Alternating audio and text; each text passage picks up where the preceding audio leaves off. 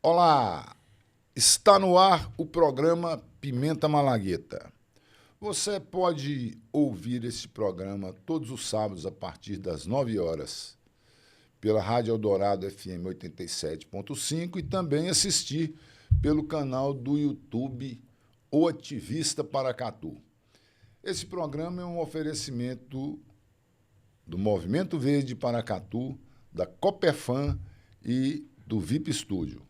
Beleza? Hoje nós vamos bater um papo com Saulo Sabino, que é um ativista musical, cantor, é um compositor e cantor de músicas educativas para a coletividade, tanto adulto como criança, sendo que as crianças absorvem muito mais do que os adultos. E, na realidade, é o que a gente mais precisa, preparar as crianças para o futuro. Beleza? Nós vamos bater um papo com o Saulo Sabino e ele vai contar a história dele e o que ele acha de tudo isso. Beleza? Bom dia, Saulo. Grande abraço. Bom dia, Tonhão. Bom dia a todos vocês que estão nos ouvindo e nos assistindo. Bom dia, Vitor. O Vitor está ali, ó, comandando tudo. Vitor é o nosso craque aqui da técnica. Craque da técnica. Bom dia. E eu preciso dizer uma coisa importante aqui para vocês que estão nos assistindo aqui, que eu gosto muito de pimenta malagueta, viu? Eu sou fã de pimenta malagueta. E desse sujeito maravilhoso aqui, que é o Tonhão. Na verdade, quero abrir dizendo o seguinte, né? Preciso fazer um reconhecimento, porque uma pessoa igual o Tonhão, com toda a sua história, ele me trouxe para cá e inspirou boa parte do que eu tenho feito. Nos últimos, digamos, 20 anos, eu estou trabalhando com essa perspectiva, digamos, absolutamente, digamos, feliz, né? Porque, na verdade, é muito bom me sentir dentro desse trabalho, digamos assim, gigantesco e maravilhoso que esse pessoal faz. E o Tonhão me inspirou desde sempre, desde que eu o conheci, há mais ou menos isso, uns 20 anos atrás. Ele me faz sentir em casa aqui em Paracatu e, ao mesmo tempo, desse trabalho que nós vamos comentar aqui, boa parte dele me influenciou, né? Da perspectiva, né? Do que falar, do que dizer, do que compor, do que tocar. Então, estou confessando, fazendo esse depoimento aqui diante dele aqui. Saulo, inclusive, a vinheta de abertura do programa Pimenta Malagueta é a música da Arara, né? Que é famosa, né? Que maravilha, viu? É isso? E para te contar, eu acho que eu já te contei, o fato é que existem várias riquezas, né, no Brasil, né? E todas elas nascidas justamente da coletividade, né? Que é o caso, por exemplo, dos ritmos populares brasileiros, a cultura popular brasileira. Isso é tudo coletivo, né? Não é uma coisa que, digamos, é propriedade de um único autor exatamente. Os autores, como eu, como vários outros, eles bebem dessa fonte, né? Exatamente. Então, para comentar isso que você está dizendo, O Bicho Brasileiro, que é o CD que eu lancei em 1997, na época do centenário de Belo Horizonte, porque eu moro em Belo Horizonte há muitos anos, ele nasceu desse gancho, né? Eu quero fazer na época, um álbum, né? Um CD que tenha 12 faixas e cada uma dessas faixas seja feita em cima de um ritmo popular brasileiro. E homenageando um bicho da fauna brasileira, né? Por isso que nasceu o frevo da arara. Né? Exatamente. E acredito, já adiantando a questão, acredito muito, né, que diante das crianças que são potencialmente os futuros agentes, digamos assim, dentro da sociedade, elas precisam entender isso com alegria, percebendo a beleza, a diversidade, para que isso possa realmente cair de uma forma produtiva, que seja uma coisa que construa ali digamos, o caráter dessas crianças, porque eu acho que fora disso é difícil da gente pensar na salvação. Saulo, uma curiosidade que eu tenho aqui, você nasceu em... Eu nasci em Oliveira. Oliveira, Minas Gerais. Oliveira. E desde quando você saiu de Oliveira? Eu saí de Oliveira aos 18 anos, mas, na verdade, considero que vivi uma vida inteira lá. Eu sou meio que fruto da efervescência cultural que havia na época, né? que era uma mistura de teatro, de música. Eu, quando me vi, eu já estava enturmado com toda essa galera de banda de música, de bandas de... Isso em 1970 e poucos. Isso, digamos que foi no finalzinho da década de 70 e no começo da década de 80, né? Você estava falando essa efervescência da cultura. Nessa época, de 72, 73, 74, 75, eu estudei em Belo Horizonte. Sim. E lá tinha, onde eu estudava, a gente tinha um grupo de teatro. E levava esse grupo de teatro para Belo Horizonte, para outras cidades. Nós fizemos apresentação em Campo Belo. Até essa apresentação chamava Expresso 2222. Inspirado no Gilberto Gil. Inspirado no Gilberto Gil. Então era outro mundo, que hoje isso não existe mais. Hoje acabou isso. Hoje essa questão cultural está indo na marra, né? Aqui em Paracatu, por exemplo, Sal, nós temos um local que, no passado, há mais de 100 anos atrás, foi um cine-teatro, um filodramático. Era um teatro que vinha grupos, eu lembro de grupos da França vindo aqui fazer apresentações. E é grande, pelo que eu tenho notícia, né? E acabaram com ele. Desmancharam, fizeram um cinema, hoje é o A em Paracatu. Nós temos o Cine Teatro Santo Antônio, que é um teatro e cinema de propriedade da Mitra Diocesana de Paracatu. Sim.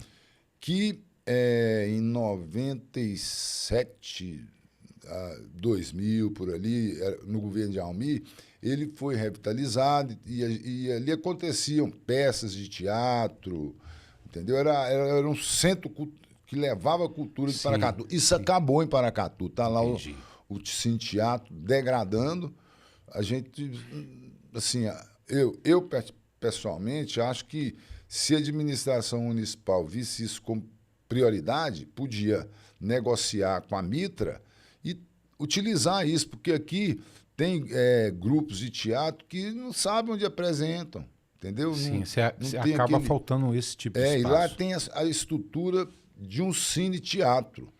Depois disso usou-se para cinema no tempo, e com o tempo acabou.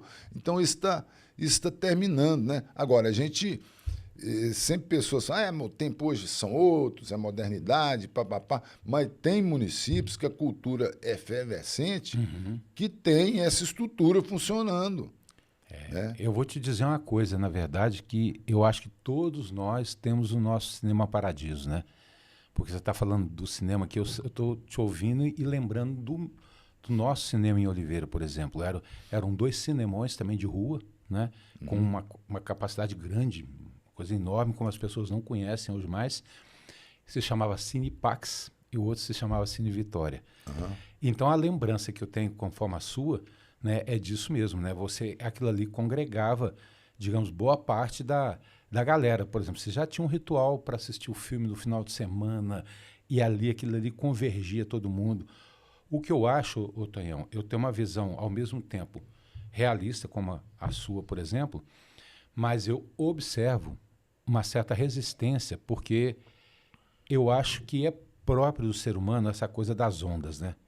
Nós talvez estejamos numa onda complicada, digamos assim, porque você tem uma quantidade enorme de vetores, né? Ou seja, de coisas que chegam até as pessoas. Se os ouvintes, digamos, da minha idade, eles vão lembrar, na verdade, nós vivemos uma época em que você ligava a televisão para assistir música, né? Na época dos grandes festivais, tal. Isso era uma maneira de concentração de atenção. À medida que os meios foram absolutamente pulverizados, no sentido, até num bom sentido, no caso da internet, no caso de outros meios, então tudo disputa muita atenção. Hoje o grande ouro é a atenção. Seja pelo trabalho que vocês desenvolvem, que é profundo, junto com a sociedade, ou seja, por exemplo, na área, digamos, nas artes em geral, que é o que move, de certa forma, a sociedade. Resumindo a história, a gente está diante disso. Que, na verdade, o grande ouro hoje, por exemplo, para mim que sou músico, não é somente colocar uma música para as pessoas, somente, por exemplo, porque esses meios são muito fáceis. Era difícil fazer um disco, era difícil gravar um filme. Hoje você consegue isso com uma certa facilidade, a produção. Mas para quem? né? Esse é o Onde grande, assistir. onde assistir e quem vai assistir, para quem que eu estou fazendo aquilo, né? Então, digamos assim, a síndrome é de atenção. E nem sempre por culpa das pessoas, porque, na verdade, você é tomado por uma quantidade enorme digamos, de gente chamando a sua atenção, né? Você estava falando aí sobre Belo Horizonte, Sal. Sim. Eu lembro também nessa época, na década de 70 para 80, lá em Belo Horizonte, eu lembro de alguns cinemas que tinham lá. Tinha o Acaiaca, tinha ali na Você Afonso tinha o Royal ali na tinha Afonso Pena. tinha na Afonso Pena.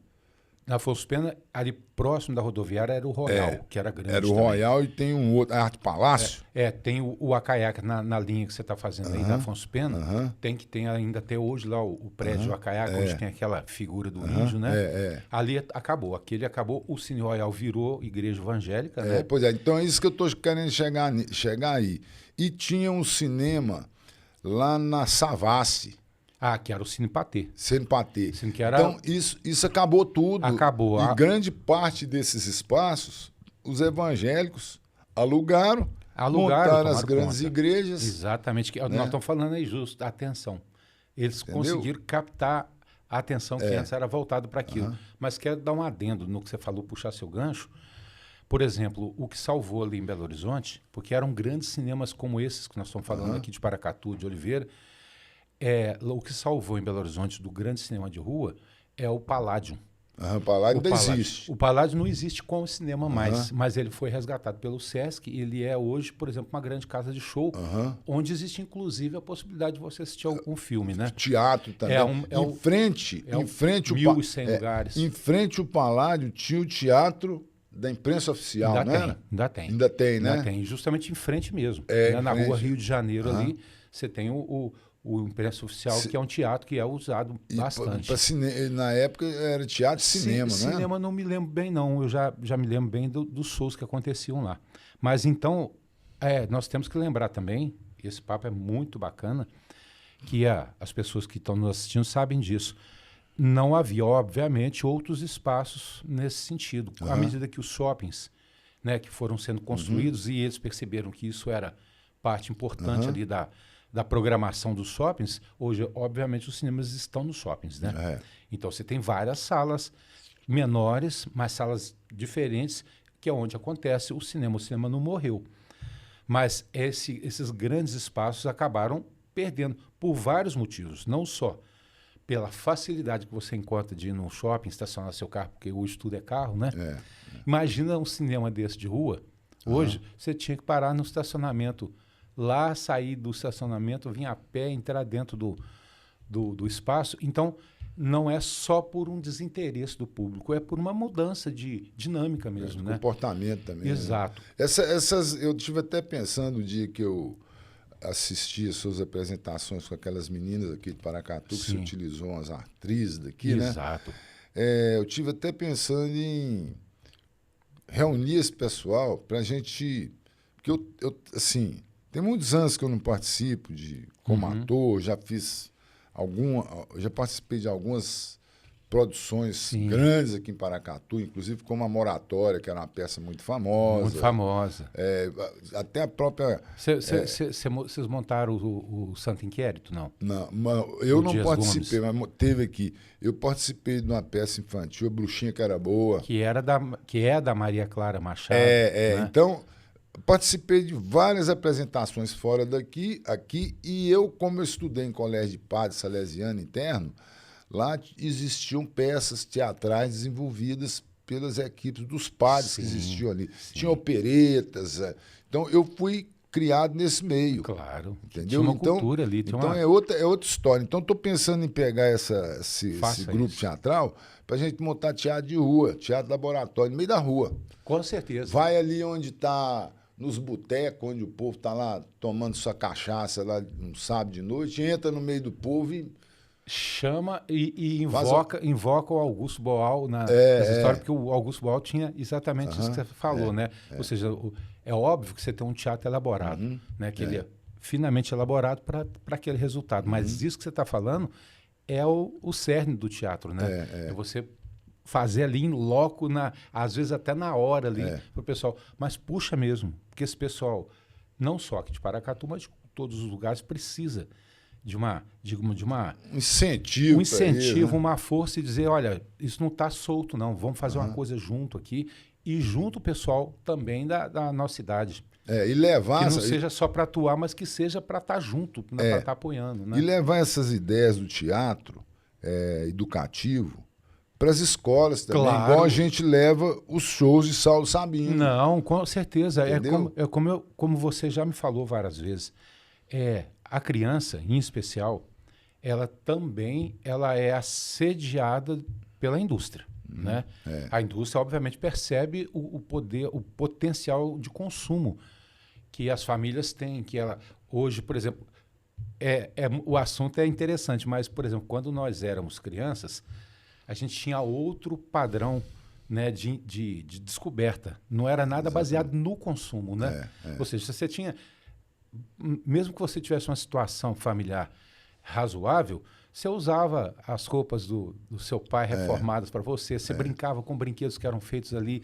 Com fruta do cerrado, com lobeira, com roda de bicicleta. Tudo. Agora, na medida em que a indústria descobriu isso, e eu não estou demonizando a indústria, não, ela, obviamente, tornou a criança um mero consumidor.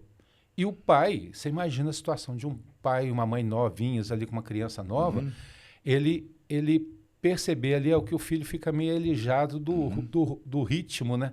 Das outras crianças. Ah, pai, mas eu ganhei, o fulano ganhou isso, o fulano vai ter isso, o fulano vai para Disney, não sei o que tal, e eu tô aqui. Então fica muito difícil hoje para pais, por exemplo, educarem os filhos dentro dessa percepção de que aquilo ali é quase que tudo imposto de qualquer forma, seja por uma mídia massiva ou seja por um consumo imposto de cima para baixo para isso. Por que nós estamos falando isso? Volto a falar. A criança, ela é o ser humano, digamos assim, em aberto, né? Ou seja, ela não é à toa que eu estou no segmento já beirando os 30 anos, digamos assim, desde o bicho brasileiro. Porque é onde você artisticamente tem como propor, né? Digamos, as várias fantasias, eu brinco que levar a arara, o tamanduá, a onça como figurino, é uma proposta de fantasia em que é reconhecido ali como se fosse um bicho. Criança é uma coisa tão incrível e tão maravilhosa que ela olha para aquilo ali e ela não enxerga o ser humano, ela não enxerga o ator, ela enxerga um bicho. Vou contar aqui para vocês rapidinho e para você, Tonhão. Fazendo numa das escolas que a gente faz muitas, aquela criançada, assim, cerca de 300, 400 crianças numa escola pública, todas no pátio, né? E a gente fazendo assim, e as atrizes tinham que se vestir numa salinha próxima lá, não tinha um camarim. E os meninos, assim, fascinados com os figurinos dos bichos e tal. Aí elas iam trocar de roupa para vestir outro figurino. Duas meninas se levantaram assim e escaparam da plateia e foram lá e flagraram elas vestindo, né? Elas voltaram rapidinho para a plateia e falaram com todas assim: olha, deixa eu contar para vocês, não é bicho, gente, é gente que está vestindo. E isso eu achei fantástico, né? Porque, na verdade, e não eram criancinhas, não. Eram meninas assim dos seus 7, 8 anos. E, então, a ideia de que você sublima o ser humano que está ali, que é o ator entrega a sua atuação para tornar aquilo uma realidade. Então, isso aí é uma coisa que raramente é possível fazer hoje com adulto. Agora, Saulo, eu acho que esse trabalho que a gente ainda consegue fazer com criança pode fazer com que essas crianças no futuro tenham sensibilidade para resgatar isso tudo. Porque hoje esses adultos que nós temos, eles não têm sensibilidade para fazer esse tipo de coisa, né? Eu estava vendo na última apresentação que você fez na Feira de Produtores de Paracatu, a minha neta, que tem mais nova, que tem 1 ano e 3 meses, 1 ano e 4 meses, ela é fascinada com arara. Caralho, eu vi. Ela é fascinada com arara. E lá em casa, como a gente mora num sítio, a arara está toda hora passando lá e ela olhando, arara, até avião ela chama de arara. Né? Então, no show que foi apresentado lá na feira, eu vi a reação dela. Ela viu a pessoal, as araras no palco lá, o que que ela fez? Aí as araras saíram, ela obrigou a avó dela, minha esposa, a fazer a menina ter que vestir de novo a roupa de arara para ela interagir com a menina de arara.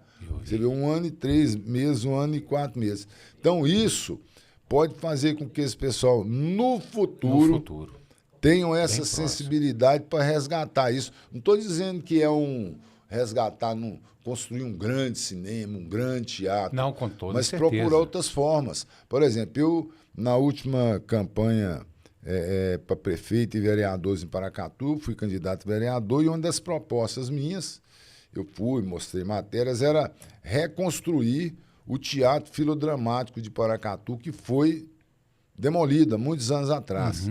Como existem muitas fotografias, você tem como resgatar a gente tem como resgatar. Você vai no Ministério da Cultura, explica para eles, mostra a história, mostra a importância. Faz um belíssimo projeto. A gente pode ter um teatro novo em Paracatu. Isso não é caro, tem dinheiro de sobra na cultura, prova tanto que a Lei Rouanet anda esparramando dinheiro para tudo quanto é banda. E seja, como você mesmo já soltou aí, pode ser multifuncional hoje em dia, né? Exatamente. Ele vai ser um espaço que resgata a questão do cinema, mas ele é multifuncional, ele pode ter toda uma funcionalidade para diversas manifestações, como música, porque como teatro. Paracatu tem uma cultura muito forte, uma cidade de 200 e tantos anos. Aqui, Paracatu começou as primeiras povoações em 1713, então tem mais de 350, quase 350 anos. Não, então tem muita coisa. Cultura forte, só que isso está represado. E isso ficando represado, a gente deixa de ter uma cidade referência, uma cidade pacífica, uma cidade harmoniosa. Né? Enquanto isso aí... Olha, eu vou puxar a gente vai puxando os ganchos, né? Como diria o grande José Carlos Carvalho, eu lá observando, bebendo lá da palestra que ele fez no dia 3, né? Lá na praça, uma coisa, entre tantas coisas que ele disse uma coisa na qual eu acredito muito, que de certa forma está tudo ligado. Né? Uma coisa está ligada à outra. Quando dizem assim, não, você é um militante, mas absolutamente que sou. Na verdade, música, teatro, a vivência da sociedade, as ações que ela precisa para preservar a própria sociedade, né? O entorno, toda essa questão ambiental, isso tudo está ligado. Isso não está à parte, nós não estamos à parte do mundo que está aí à nossa volta. E nesse mundo cabe tudo isso. A arte e vários dos segmentos, eles servem como ferramentas preciosas para a gente poder tocar o outro ser humano que está do nosso lado. Então, muita gente diz assim, mas digamos, quando começaram a trabalhar com música, que se poderia chamar uma música ecológica, a gente falava assim, uma baleia não compra disco, né? Ou seja, a ignorância tem hora que é uma grande pedra no sapato de quem caminha. Porque, no fundo, o que eu estou fazendo é música. Eu estou fazendo música e não faço uma música que possa ser considerada como música infantil dentro dos padrões do que a indústria diz. Eu estou fazendo música porque quando eu faço um chorinho da cutia para os meninos, eu não estou abrindo mão de nada. Estou fazendo todas as convenções do choro e tal, porque uma coisa que nós já conversamos. Quando você faz isso, você está levando uma coisa inédita, né, porque isso não é divulgado, né? Você está diante de uma pessoa que nunca te viu ou nunca te ouviu e não conhece aquilo, e ela, nesse canal da atenção que você cria por conta do ambiente, do show, da apresentação, da figuração, essa pessoa absorve isso de forma que isso vai durar permanentemente na pessoa, não pelo meu poder de comunicação, mas pelo tema, pelo assunto e pela relevância. E você viu lá o nosso técnico lá, vou mandar um abraço para ele, né? Que é o Everton. Everton. Ele é técnico do esquema lá do Bida, né? Pois é. Ele estava no som, gente, e o Tonhão já me traz há muito tempo em Paracatu. Eu já me sinto paracatuense, hein? Aí o Everton, ele, na hora que soltou, foi passar o som para mim lá, com aquela música do Tamanduá, ele começou a cantar junto. Ele olhou para mim assim, eu vi que ele ficou emocionado assim. Aí eu cheguei para ele e disse, olha, Vitor, o Everton, você conhece a música? Ele disse, não é que eu conheça a música. Eu tinha 7 anos quando o Tonhão te levou na minha escola. Nós fizemos uma sala até pequena, assim, uma sala de aula, né? Não tinha um espaço grande. Os meninos todos se aglomeraram na sala e eu me lembro perfeitamente, né? E não, olha que não tinha os atores daquela época, eram só os bichos estavam ali, era só você cantando. Eu guardei o frevo da arara, guardei a toada da onça, tal, e ele estava emocionado. Eu não perguntei a idade dele, mas ele deve ter seus 25, 24 anos por aí. E isso acontece. E uma das meninas que estava lá que eram uns bichos lá, até comentou comigo que o menino do som propôs vestir a roupa do tamanduá. Falou assim, eu quero vestir a roupa do tamanduá. Porque você criou um vínculo afetivo e emocional com aquela pessoa, né, de uma forma verdadeira. Nada foi imposto, né? Tudo foi proposto ali e aquela emoção. Eu vou contar uma coisa para vocês em cima disso que nós estamos conversando, que, por favor, não estou dizendo que eu sou milagreiro não, hein, gente? Pelo amor de Deus. Pelo contrário, eu não acredito. Estávamos, eu e Bernadette, que é a produtora que está ali nos bastidores, depois ela vai dar um alô para vocês, nós ficamos cerca de 5 anos no Teatro Sagrado Coração de Jesus, lá em Belo Horizonte. Tem mais ou menos uns 400 lugares. E Bernadette, que era quem organizava tudo isso, chegava lá, deixava um ônibus com as escolas lá. Você imagina, 400 meninos ali, era quase um Woodstock infantil, né? E chegavam, e era uma catarse coletiva. Não por minha causa, mas por conta de tudo que estava sendo criado ali. Eles cantavam da forma como você viu, você imagina 400 crianças se envolvendo. Na brincadeira do tamanduá, que eu faço uma brincadeira do tamanduá, que eu digo, olha, ele vem, brinca comigo e eu digo assim, olha, língua de tamanduá eu não entendo. Aí eu digo assim, quem é que na plateia que saiba a língua de tamanduá? Aí todo mundo levanta a mão. Né? Aí eu falo, então venha você aqui. E numa dessas ocasiões, tinha uma menininha de mais ou menos os seus 4, porque eles levavam crianças muito pequenas na época, agora não levam. 4 levantou a mão. Aí eu falei, então venha você aqui. Aí ela olhou para as professoras assim, as professoras do lado. Eu vi que as professoras ficaram diferentes. Aí ela veio, subiu a escadinha, dei a mão para ela, chegou lá. Qual é o seu nome? Ela ficou calada. Falei, olha, você está tímida, não precisa falar seu nome não. Mas você que fez curso de língua de tamanduá, chega na tamanduá ali e escuta o que ela tem para dizer. Ela chegou, escutou, a tamanduá disse para ela chegou no microfone e eu disse para ela assim, o que ela está querendo? Conta para gente. Ela disse assim, música de tamanduá. Aí, bicho, olhei para as professoras lá e elas estavam chorando. Eu falei, gente, mas isso é bacana, mas não é tão emocionante a ponto de chorar, né? O que aconteceu? Aí pedi palmas para ela, ela ficou feliz, tal, bateu palma também e desceu. Desceu, ficou lá, as professoras abraçaram ela e tal. No final do show, eu fui, gente, mas aquilo ali foi interessante, foi emocionante e tal. Elas disseram assim, ó, deixa eu te falar uma coisa. Essa menina até hoje nunca falou uma palavra. Foi as primeiras palavras que ela disse. A gente achava que ela tinha algum problema. Que ela era muda. Os pais achavam que ela era muda, ela tinha com certeza um emocional travado ali. Ela falou aqui, ó, no palco, ela destravou no microfone. Então, eu tô contando essa história, não é para dizer que ali aconteceu por minha causa, não. É a catarse que se cria, ou melhor, a emoção coletiva que se cria de estar vivenciando aquilo ali. Então, isso é o lugar perfeito de você estar falando de uma coisa tão importante como a fauna, que puxa o gancho de tudo que existe por trás disso, né? É isso que é o seu trabalho. É o despertar, né? Você, por exemplo, é uma espécie de farol, de referência. Para mim, você pode ter certeza disso. Né? Porque na medida que você vai captando as coisas, você vai entendendo e vai modificando a questão da forma como você coloca. Então, no início, você está muito entusiasmado com o resultado que está acontecendo. Depois você percebe a riqueza que isso pode ter, né? De uma forma coletiva. Então é isso. E Saulo, você viu aquela imagem que minha filha gravou do meu outro neto, que tem 3 anos. Meu xará. Ele estava assistindo o show na porta do Afonso Arinos e ele não queria conversa nem comigo. Ele estava lá compenetrado assistindo o show. O Saulinho, gente. Aí, quando foi no outro dia, minha filha manda o vídeo, ele com o violãozinho dele, na frente do fogão, Onde se porque o espelhava fogão assim, tem um vidro, né? Tem um vidro. Ele via ele no fogão, lá no vidro do fogão, como se fosse um espelho. Ele cantando a música da Arara, com o violãozinho de brinquedo que ele tem, assim, pequenininho, cantando no ritmo e a música da Arara inteira. Ele ficou observando e captando. Ele decorou a música e foi cantar. Então, isso aí... Impressionante, porque, na verdade, a gente está falando de uma criança que você percebe nela um talento nato, né?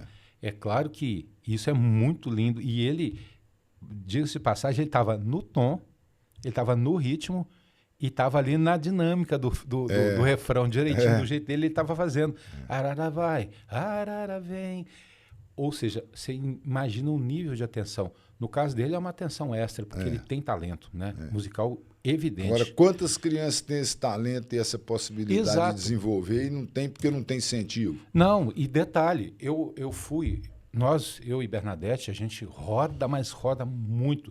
Rodamos muito em Belo Horizonte, porque Belo Horizonte é grande e ela acaba puxando a gente. Mas a gente vai em todos os lugares, não existe lugar em Belo Horizonte onde a gente nunca foi. Então, o que eu queria te dizer? Eu fui recentemente, nós fomos numa escola municipal, mas bem periferia, uma coisa muito complicada, né?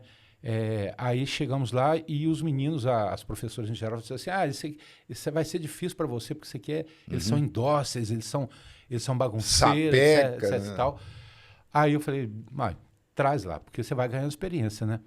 Aí no que eles juntaram lá e conversei, aquela coisa toda para começar o show, eu começo assim, né? Ó, que já quebra aí, os meninos, alguns fazem, eu começo batendo palmas e tal, porque você cria uma dinâmica coletiva.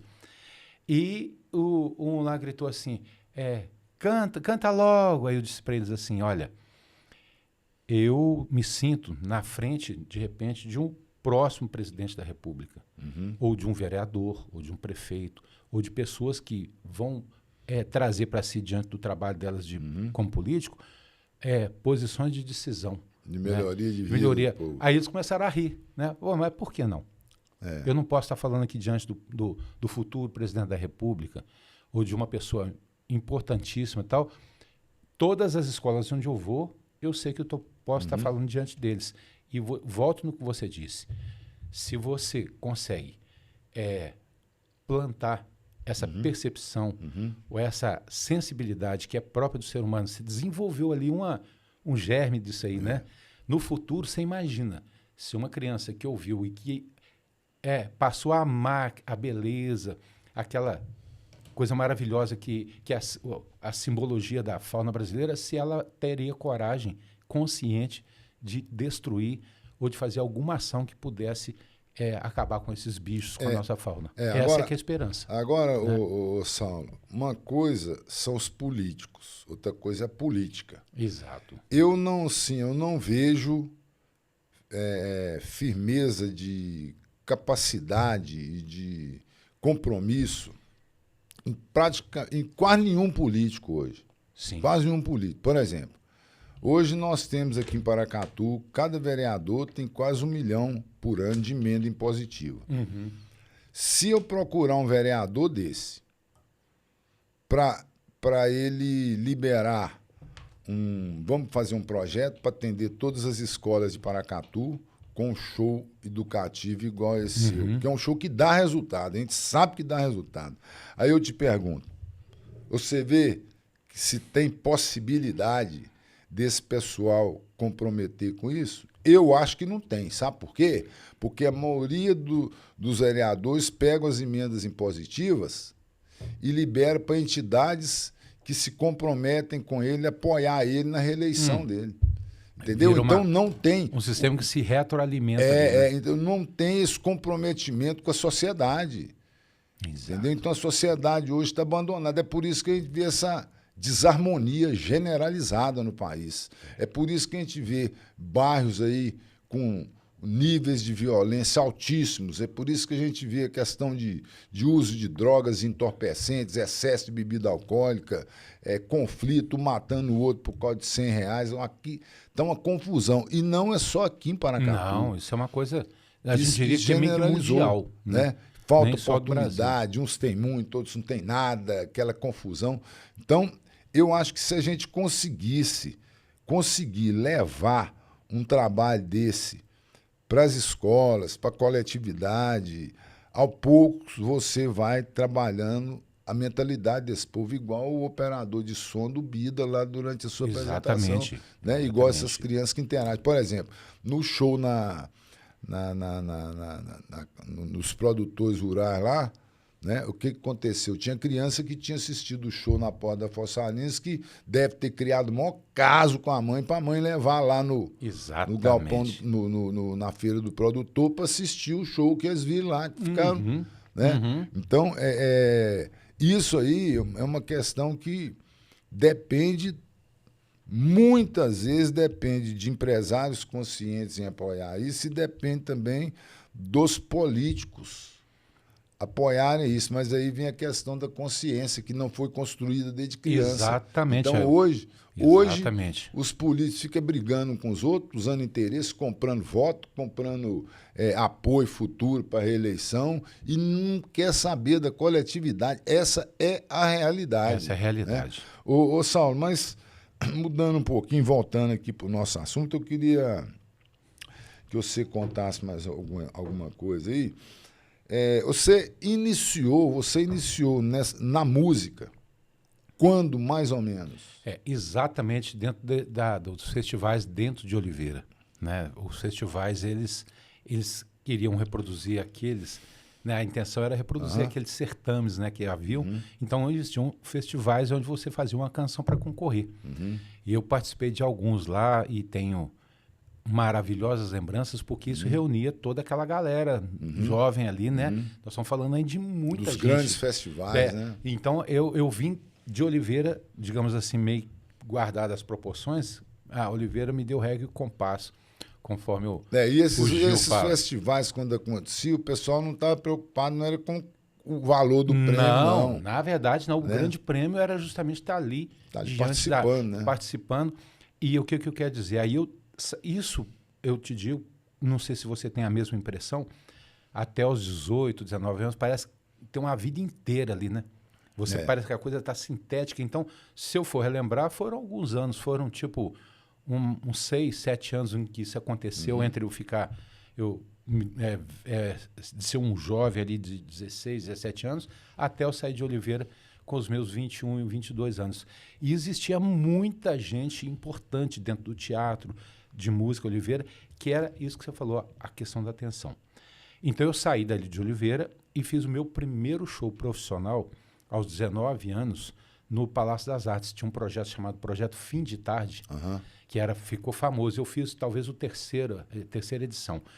Olha a grande ideia, que é uma coisa possível. O pessoal saía do serviço, ao contrário de pegar o pico ali do trânsito para voltar para casa, chamava Projeto 6,5, inspirado no 6,5. Você ia para o Palácio das Artes, para a sala lá, e ouvia um show até o trânsito desafogar, né? Então eu comecei como profissional, considerando que ali havia uma cobrança de ingresso, fiz 3 dias e fiz várias outras edições. Então eu comecei lá, profissionalmente, eu comecei ali no Palácio das Artes. E o estilo de música que era? Bicho, nós somos completamente filhos da MPB, né? Como se diz. E eu vou te dizer uma verdade. Eu caminhei pela MPB porque eu já tinha a intenção de me manifestar artisticamente falando.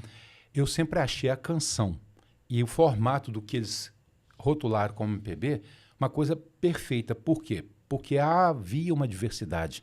A gente chamava... O samba era MPB, o baião era MPB, até algum rock se fazia, ele estava inserido dentro do que seria, por exemplo, música popular brasileira. Samba, né? Canção, né? E eu vou te falar uma verdade, você me desculpa quem é segmentado, mas eu tenho um certo pavor. Eu adoro samba, mas eu fiz um DVD de samba com 7 sambas. Eu não teria como ficar no samba direto, ou no rock direto, ou em algum segmento. Eu gosto da ideia da diversidade. Se você notar bem, isso se reflete nesse bicho brasileiro. Tem samba, tem chorinho, tem machixe, tem baião, tem frevo, tem o machixe da sucuri, shot do tamanduá. Então, ou seja, é um patinho caindo na lagoa. É de tudo, né? Então, foi por aí que eu vim, né? Eu fiz 2 LPs, viu, galera? Na época era LP, agora é chique, é o vinil, né? Então eu tenho 2 vinis que foram lançados em 86 e 89, onde eu estreiei como autor, né? Como um compositor, da questão que ele chamou hoje de autoral. E lá já tinha canções que me remeteram depois ao Bicho Brasileiro. Não foi uma coisa, um achado da noite para o dia, não. Aquilo me trouxe até isso. A única novidade foi direcionar para o universo infantil. Que, vou te dizer uma coisa, se outra vida eu tivesse, eu me dedicaria novamente a isso. E digo isso para os artistas aqui de Paracatu, de Minas Gerais, de todos que estão nos escutando. O artista não é um alienígena do seu tempo. O artista ele está inserido na sociedade e ele tem, não diria responsabilidade, mas ele tem, digamos assim, que está imbuído do que está acontecendo no mundo. Nós não somos apenas um entretenimento onde você vai para lá para aliviar das tensões, dos problemas do dia a dia. É importantíssimo, principalmente quem tem posição de fala, ou quem é famoso, digamos assim, né, que note que por mais dinheiro que se ganhe dentro de um segmento no sucesso, o mundo é o mesmo, as pessoas em volta dele, essas pessoas precisam desse espaço de fala que ele tem para justamente se posicionar como ser humano. Ele não pode simplesmente estar absolutamente alienado da realidade que existe. Por quê? Vocês imaginam um artista que tem muito sucesso de acordo com a mídia, que ganha muito dinheiro, muito prestígio, é ovacionado, essa pessoa ela vai para onde? Ela tem filhos, ela tem netos, ela tem descendência, ela tem parentes, ela tem pais, ela tem outras pessoas que ela ama, né, em torno dela. E vamos voltar aqui para a questão ambiental. Não é mais... Antigamente chamavam isso de romantismo, né? Hoje, na minha opinião, artistas... Isso é a questão mais importante, urgente e importante que existe no mundo, independente da sua ideia política, independente daquilo que você constrói para si mesmo. Vamos abrir mão da individuação, só eu quero, quanto mais eu puder angariar para mim, beleza, mas torne o seu lugar de fala, a seu espaço de capacidade de atingir tantas milhões de pessoas, num momento em que você seja lembrado como uma pessoa importante. Saulo, você está falando isso aí, eu fico aqui analisando o seguinte, esses cantores aí, igual Gustavo Lima, esses sertanejos aí, que, né, popularíssimos, que o povo gosta e dança e toma um escutando, você já imaginou? Se o cara desse chega e... Não, se um cidadão desse gaste 10% do espaço que ele está tendo para apresentar músicas socioeducativas na área de meio ambiente, você imagina isso? Seria? O que aconteceria? Exatamente, é isso que eu estou falando. Você tem uma posição de fala poderosa, digamos, pelos seguidores, pelas pessoas que te alçaram ali. Aí você vai entrar na questão do comprometimento. Com quem você está comprometido? Né? Mas o povo está tão despolitizado, tão alienado. Isso é terrível, né? Tão alienado que eles nem lembram do próximo. Exato. Nem lembram da coletividade. Lembra do próprio bolso. O Sá e Guarabira, que são pessoas muito queridas aí pelo povo também, eles têm uma música, eu não lembro a letra inteira, mas era uma coisa tipo isso: Nova York é mais próxima do que o sertão. Ou seja, o sujeito está mais ligado, né, no glamour fabricado dessas coisas todas, porque a gente sabe que é fabricado, gente.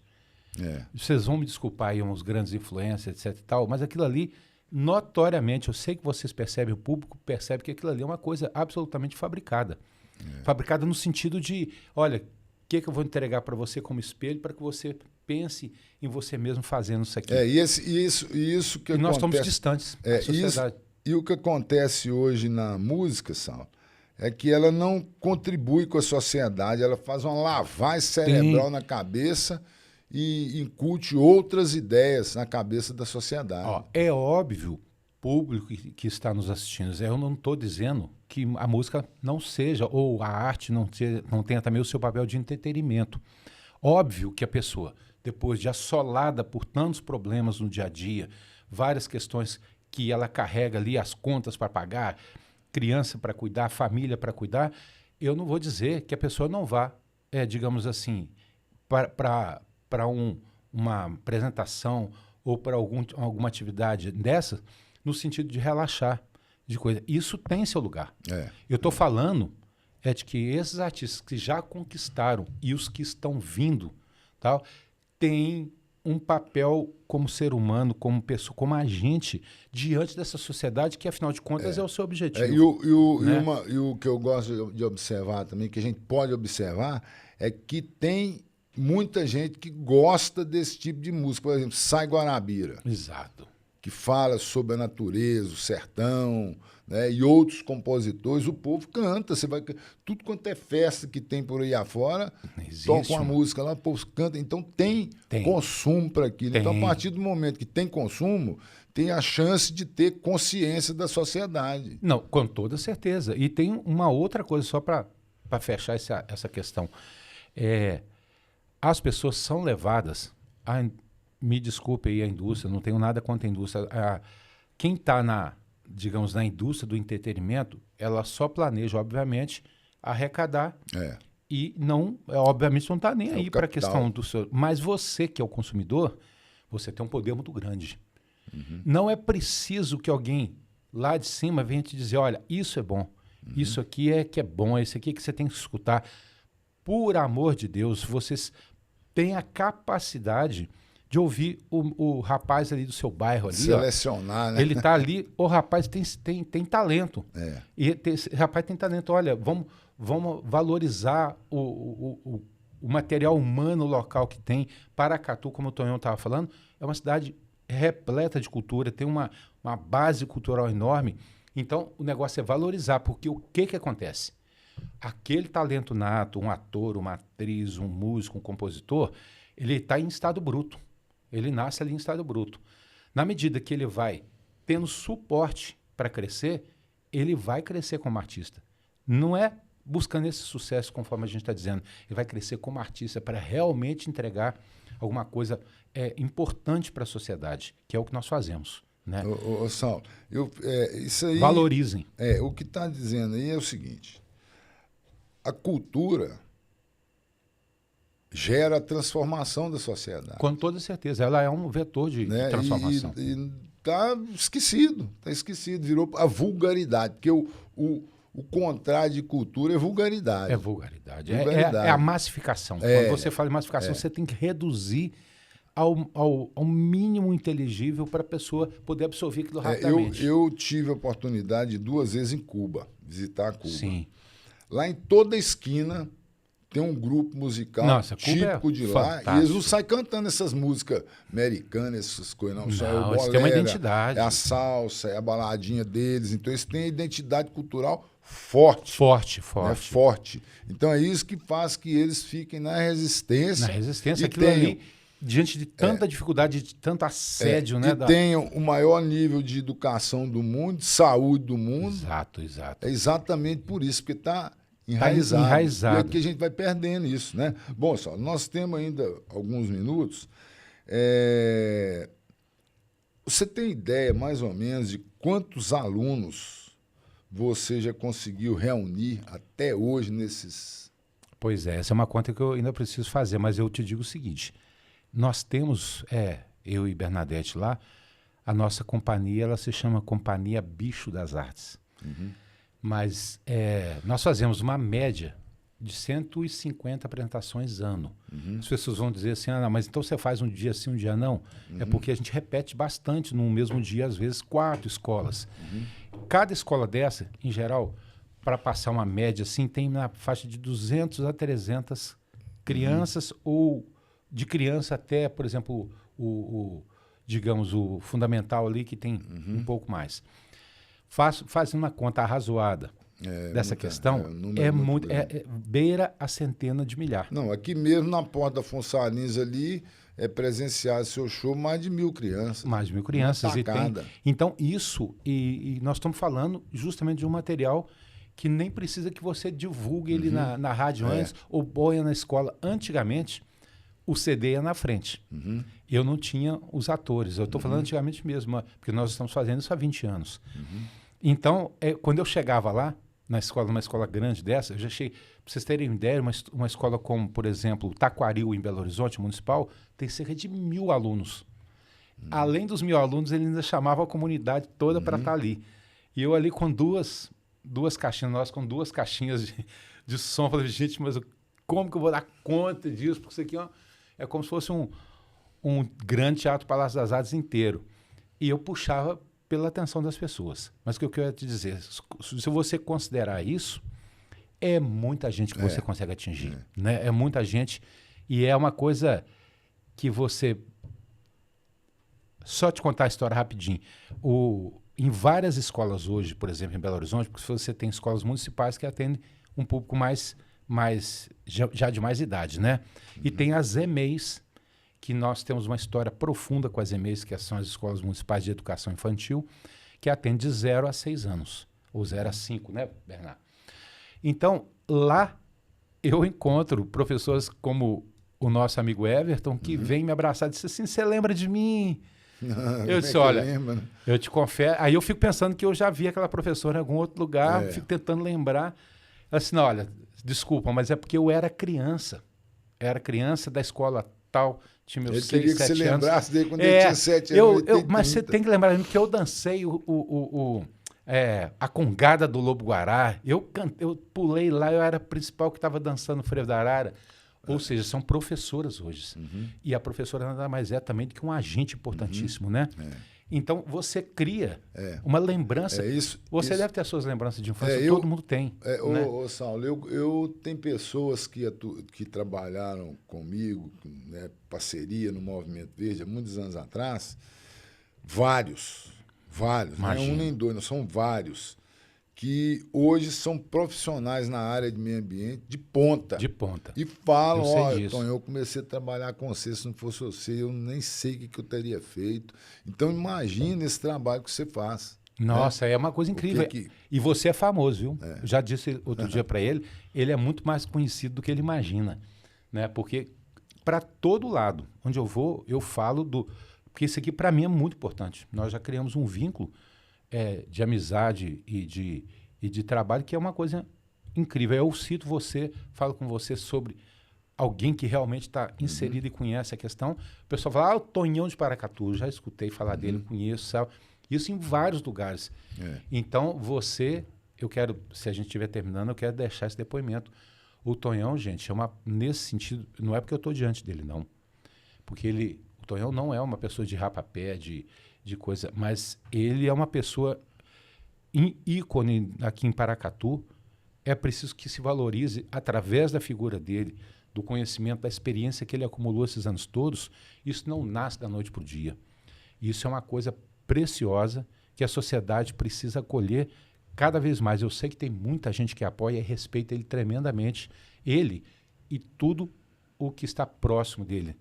Então, queria deixar esse depoimento. Ele é uma pessoa não só importante, mas ele é uma pessoa inspiradora. Ele inspira a mim, que sou músico, por exemplo, a continuar a fazer o que eu faço, assim como vocês aí. E terminar com aquele versinho assim, ó, para te elogiar francamente, assim, que é aquela coisa do Bertolt Brecht, né? Tem homens que lutam um dia e são importantes. Tem homens que lutam muitos anos e são, digamos, traduzindo ele aqui, maravilhosos. E tem homens que lutam a vida inteira. E esses são os imprescindíveis. Mas você sabe que toda a vida eu não fiz questão de elogio. Ele não gosta de rapapé, não. Eu não é mais um traço fantástico. Eu não faço questão disso. Mas, inclusive, quando eu trabalhei no serviço público, eu sempre trabalhei dedicando minha vida à coletividade. Nunca interesse pessoal, nem de grupo, nem nada. Nunca pedi para trabalhar em serviço público. Fui secretário em 3 governos, de meio ambiente 2 vezes aqui e 1 vez de secretário-geral em Guarda-Mor.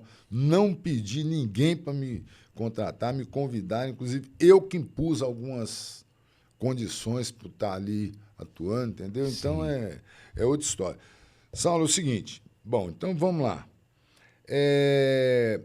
Você veio para Paracatu quantas vezes? Lembra umas 3 vezes? Muito mais do que Mais, isso. né? Muito mais. Eu, de cabeça, Você já fez serenata na rua, já apresentou Já, no meio nós- da rua, já fez nós serenata para Ranulfo Neves, para Seideu, há muitos anos atrás, muitos né? anos atrás, nós 2 horas da manhã, né? 2 horas. Na verdade, o Tonhão me trouxe. Eu vou De contar também música rapidinho. ecológica, falando dos bichos. Dos né? bichos sempre. E, obviamente, nesse tempo todo, eu tenho outras apresentações que o Tonhão já tomou conhecimento, que é, de certa forma, um desdobramento disso, né? Que eu falo dos bichos da lagoa. Portanto, um gancho para falar sobre bichos que nem sempre são falados, como os peixes, como os bichos em torno da lagoa.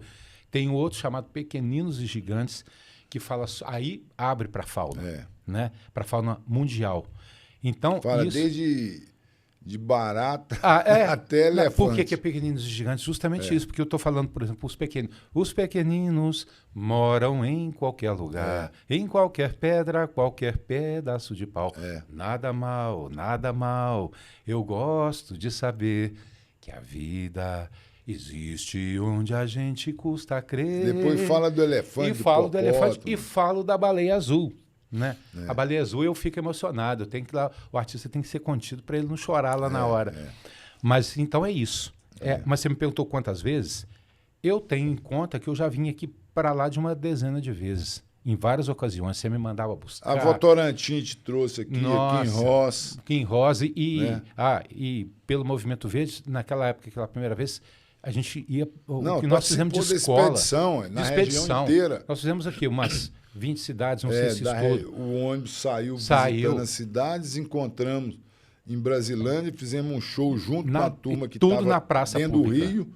Tinha uma turma de barco dentro do Rio, que chegava... encontramos lá, e depois a turma de barco continuou até São Romão, o ônibus fechou os municípios da Bacia e veio embora. Um evento que teve abertura no trio elétrico, no centro da cidade, isso, tinha prefeito da região inteira. Né? Isso aí é uma coisa fantástica.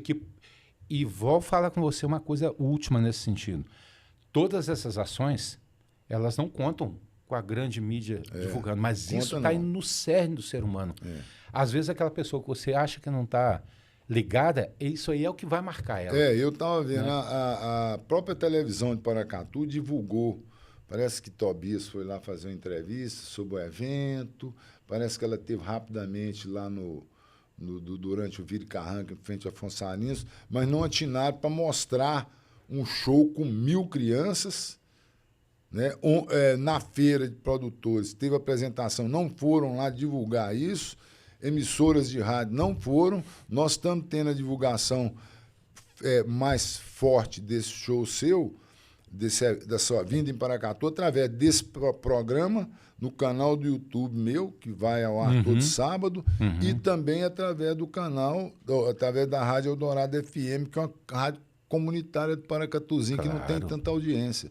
Entendeu? Então, isso aí é complicado, mas a gente tem que ir fazendo, usando as ferramentas que a gente tem, né, Sal? E não só... antes de você me perguntar, vou dizer uma coisa também. No fundo, você trabalha com o consciente, que é o que nós estamos fazendo, né, as ações, mas tudo aquilo que está no campo visual, auditivo da pessoa, que ela não concentra na hora, isso fica também. Né? Então, se você... essa coisa ela vai entrando no inconsciente das pessoas, e se for no inconsciente coletivo, é uma maravilha. E por outro lado, também a sociedade não está preparada para passar um dia assistindo a programação de uma televisão ou de um rádio que mostra o Saulo Sabino com o bicho brasileiro, né? Bom, Saulo, para a gente finalizar, eu queria ver com você o seguinte: onde ouvir esse material seu, como é que faz para o pessoal ver, acompanhar? Porque tem o País das Águas Doces, que é um grande trabalho, é um CD que você produziu, tem o Bicho Brasileiro, tem o Pequeninos Gigantes. Tem o Mitos e Lendas do Brasil, que é um CD que eu fiz sobre a riqueza do folclore brasileiro, né? Que é outra coisa, que é o patrimônio do coletivo brasileiro. Tem os primeiros que eu fiz, né? Mas o fato é que você, hoje em dia, o grande canal é o Instagram, né? E o YouTube. Eu sou meio ruim de mídia de rede ainda, viu, gente? Mas nós estamos chegando lá. Ainda tem alguma... Mas se entrar lá, ver seu trabalho. Sigam lá. O meu nome inteiro, eu era conhecido como, no grupo, como se diria antigamente, por 4 S's, porque eu sou Saulo Sabino Silveira Santos. Então é esse o meu nome lá no Instagram. Então se você colocar lá Saulo Sabino Silveira, você já vai chegar em mim lá.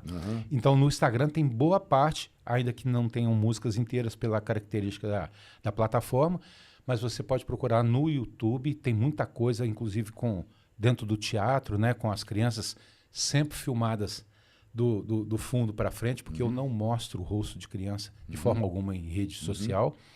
Então você pode falar com o pessoal que pode me procurar. Me sigam no Instagram, lá vocês serão bem-vindos. Beleza, Saulo. Então,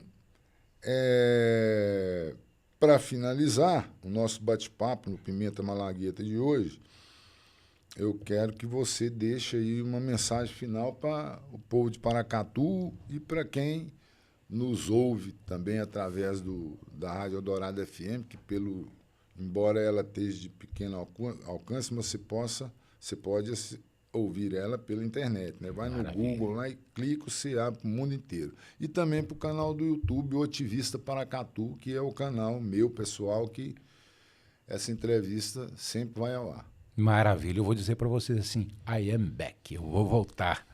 Eu vou voltar e volto com o maior prazer, né? Convocado pelo Movimento Verde, pelo Tonhão, por todas essas atividades. Eu me sinto plenamente realizado trabalhando com isso.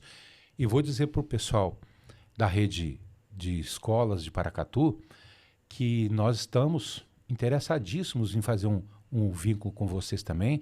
Para vir de Belo Horizonte, a gente pode formar algumas apresentações em sequência para justificar a vinda. Então, nos procurem, tá? Posso deixar um telefone no ar? Pode, lógico. Então, pessoal, quem quiser interessado em anotar, é o 31, que é o DDD de Belo Horizonte, o 98887 8856. 98887-8856, falar com a Bernadette Rocha, produtora. Qualquer coisa pode falar comigo e também. Pode falar, Tonhão aqui, então, nosso, como diz outro, nosso principal interlocutor. Saulo, é um prazer muito grande falar com você. Foi um prazer muito grande a gente foi meu. Reencontrar. Com certeza. Né? Eu espero que dessa turma que te ouviu e assistiu em Paracatu, se a gente conseguir ao menos uns 2 que vão dar sequência no futuro. Você imagina que vão fazer a diferença. Né? 2, depois mais 2, mais 2, mais 2, a gente vai construir uma Com ideia. certeza. Né? Agradecer aqui mais uma vez a Rádio Eldorado FM por estar levando ao ar esta entrevista. Ao Zusa do Paracatuzinho, que é um dos líderes lá, ao Alexandre também, que é um dos líderes lá da diretoria. Agradecer mais uma vez o Movimento Verde Paracatu, a VIP Studio e a Copefam. Beleza? Nós estaremos de volta no próximo sábado, neste mesmo horário, 9 horas da manhã. Beleza? Um grande abraço a todos, até breve. Aí, amigo. Uma maravilha. Arara é um arco-íris,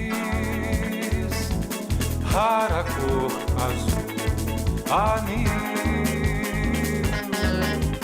Ara aos ventos com seu verde folha, acende as matas com seu vermelho febril. A arara que poderia ser o símbolo do Brasil. Cor de ouro, cor de mel e cor de cobre, nobre aquarela sob uma tela, pátria das cores mil. Arara vem, arara vai, arara tem todo o direito